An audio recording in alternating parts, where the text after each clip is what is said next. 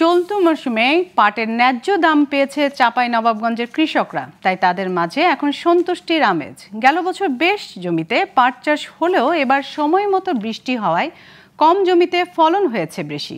কৃষি বিভাগ বলছে দাম ভালো পাওয়ায় পাট চাষে ঝুঁকেছেন অনেক কৃষক, তবে আগামীতে সরকারিভাবে সার ও বীজ সহায়তার দাবি তাদের। চাঁপাইনবাবগঞ্জ থেকে মোহাম্মদ ফারুক হোসেনের তথ্য ও চিত্রে ডেস্ক রিপোর্ট। চাঁপাইনবাবগঞ্জ সদর ও শিবগঞ্জে গত বছর পাটের আবাদ হয়েছিল ৩,২৮৫ হেক্টর জমিতে। এবার সময় মতো বৃষ্টি না হওয়ায় আবাদ হয় ২,২৮০ হেক্টরে।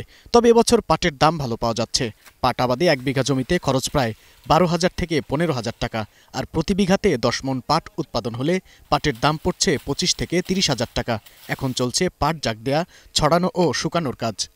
জমির যে খরচ ভর্তি পাট চাষ করাতে, পাইট আছে, সার পানি, এটা সেটা সবগুলো ধরিয়ে আপনার হয়তো কিছুটা যদি বাড়ে তাহলে আমাদের কৃষকের জন্য একটু সুবিধাজনক হয় আর কি। তো মোটামুটি এই বছরে পাটের বাজারটা যতদূর সম্ভব ভালোই আছে।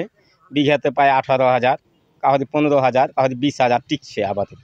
কৃষকরা জানান সহায়তা পাওয়ার যোগ্য কৃষকদের সরকারি সহায়তা সহ সার ও বীজ দেয়া হলে পাট চাষে এগিয়ে আসবে অনেকে। সরকার যদি আমাদেরকে আরো কিছু অনুদান দেয় তাহলে আমরা আরো লাভজনক হতে পারবো। মনে হয় যে খরাতে শুকে মুখে একটু লস লেগেছে, তাহলে যে পাটের দাম কম, ২,২২০ করে পাটটা ২,৫০০ হলে ভালো হয়।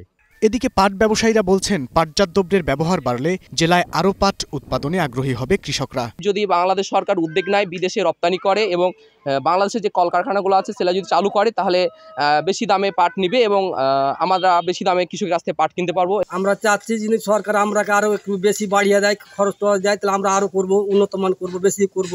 চাঁপাইনবাবগঞ্জ সদর ও শিবগঞ্জ উপজেলায় পাটের পাশাপাশি বীজও উৎপাদন হয়। এবার পাটের ফলন বেশি হওয়ায় কৃষকরা লাভবান হবেন বলে জানান এই কৃষি কর্মকর্তা।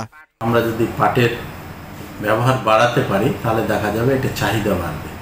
চাহিদা বাড়লে কিন্তু কৃষক আরও বেশি দাম পাবে।